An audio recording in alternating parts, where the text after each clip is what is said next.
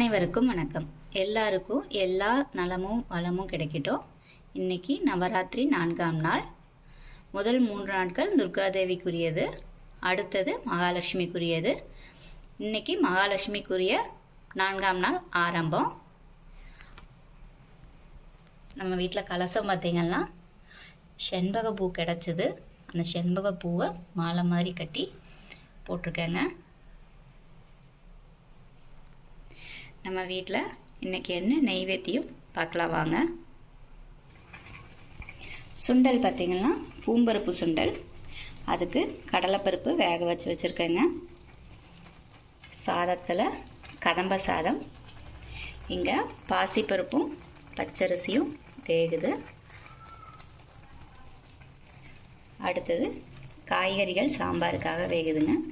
இதில் பார்த்திங்கன்னா மஞ்சள் பூசணி, வெள்ளை பூசணி, சக்கரவள்ளி கிழங்கு, சேப்பங்கிழங்கு, வாழைக்காய், அவரைக்காய், கொத்தவரை, இந்த மாதிரி நாட்டு காய்கறிகள் மட்டும் போட்டிருக்கேன்.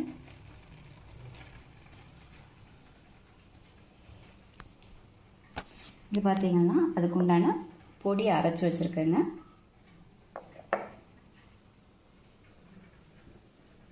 தேங்காய் எண்ணெயில் செவக்க வறுத்து வச்சுருக்கேன். இந்த பக்கம் சுண்டை வத்தல் பொரிச்சு வச்சுருக்கேங்க. இங்கே தேங்காய் பச்சை மிளகா போட்டு தேங்காய் பச்சை மிளகா கருவேப்பிலை 3 போட்டு அரைச்சி வச்சுருக்கேன் சுண்டல் தாளிக்க. வாங்க இதெல்லாம் எப்படி செய்கிறதுன்னு பார்க்கலாம். இந்த காய் கூட பார்த்திங்கன்னா நான் வெங்காயம், தக்காளி, பூண்டு எதுவுமே போடலைங்க. வெறும் காயும் மஞ்சத்தூள், உப்பு மட்டும்தான் போட்டு வேக வச்சுருக்கேன். அதே போல் சாதத்து கூட பாசிப்பருப்பு தான் போட்டிருக்கேன், துவரம்பருப்பு போடலை. இப்போ இந்த காய் ஓரளவு வெந்துருச்சு. இதில் நம்ம சாம்பார் பொடி போட போகிறதில்ல, இதுக்குன்னு தனியாக பொடி அரைச்சி வச்சுருக்கேன், அதை தான் போட்டிருக்கேன். தனியாக மிளகா பொடி இதெல்லாம் போட போகிறது இல்லைங்க, அதனால் இந்த பொடியில் உள்ள காரம் மட்டும்தான்.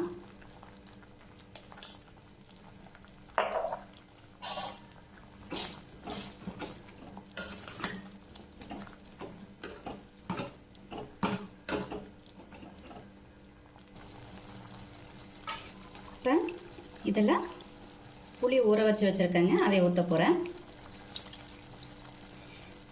அந்த பொடியில் என்னென்ன போட்டு அரைச்சிருக்கேன் அப்படிங்கிறத தனி வீடியோவாக கொடுக்குறேங்க.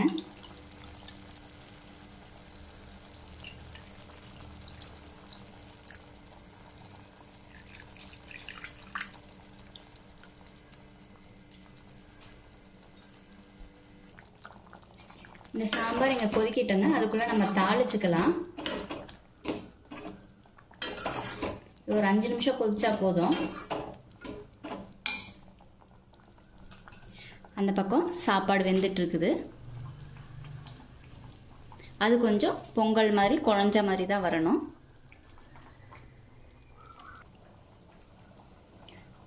சுண்டக்காய் பொரிச்ச எண்ணெயே இருக்குதுங்க, நான் அதிலேயே தாளிச்சுக்கிறேன்.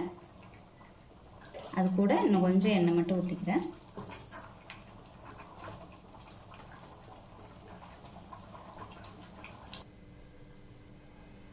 எண்ணெய் காஞ்சிருச்சு. கடுகு,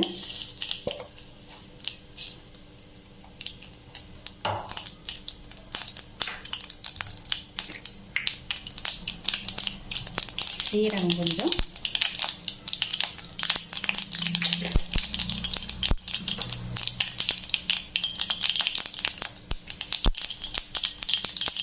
கருவேப்பிலை,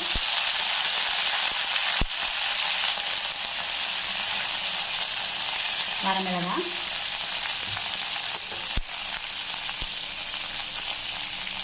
பெருங்காயத்தூள்.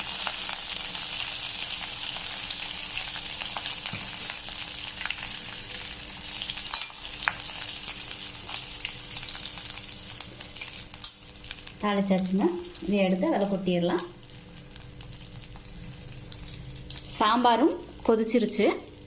நான் வெந்த சாதத்து கூட கலந்துட்டேங்க. இது அதிக காரம் இருக்காது, காரம் ரொம்ப கம்மியாக தான் இருக்கும்.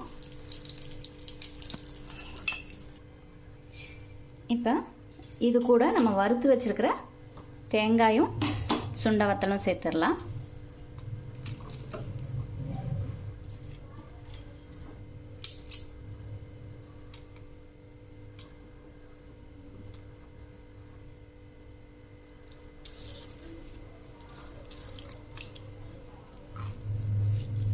அவ்வளோதாங்க.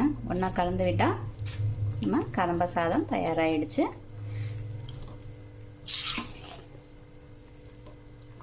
இந்த பக்கம் நம்ம சுண்டல் தாளிச்சிடலாம் வாங்க. சுண்டல் தாளிக்கிறதுக்கு எண்ணெய் ஊற்றி வச்சுருக்கேங்க. அது காஞ்சிருச்சு. அதில் கடுகு, உளுத்தம்பருப்பு, கடுகு வெடிக்கட்டும்.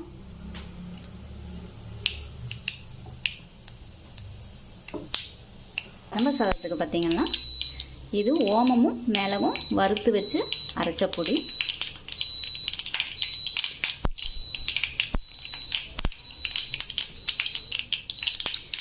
இந்த ஓமத்தோட வாசனை பிடிக்காதவங்க போடாமல் கூட விட்டுறலாம்.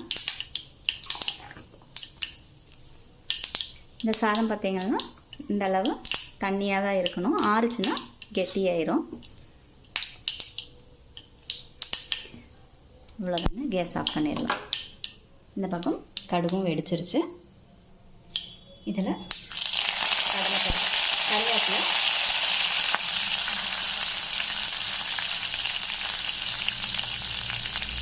கொஞ்சமாக பெருங்காயம்,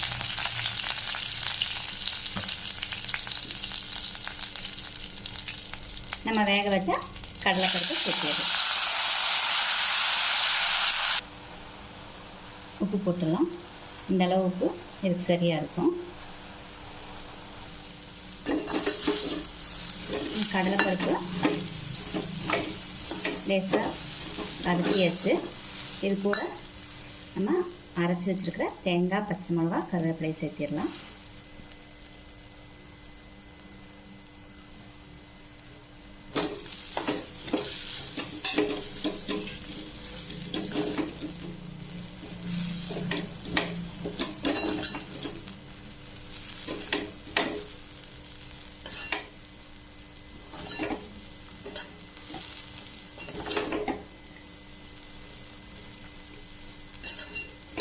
தேங்காய் போட்டு ரொம்ப நேரம் வதக்கணும். இல்லை, தேங்காய் எல்லா பக்கமும் கலந்துருச்சுனாலே போதும். பாருங்கள், தேங்காய் எல்லா பக்கமும் கலந்துருச்சு.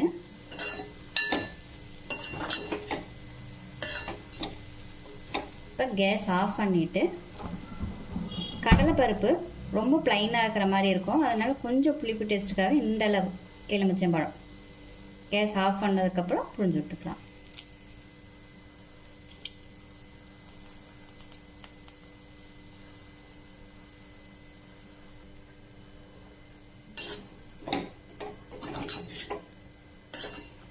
அவ்வளோதாங்க. நம்ம கடலைப்பருப்பு சுண்டலும் ரெடி ஆயிடுச்சு. இனி பால் பாயசம் மட்டும் வைக்கணும். வீடியோ ரொம்ப பெருசாக போகுது, அதனால் அதை அடுத்த வீடியோவில் கொடுக்குறேன். பூஜைக்கு வாங்க எல்லோரும். சாமி கும்பிட்டு தாம்பூலம் வாங்கிட்டு பிரசாதம் சாப்பிட்டு போகலாம்.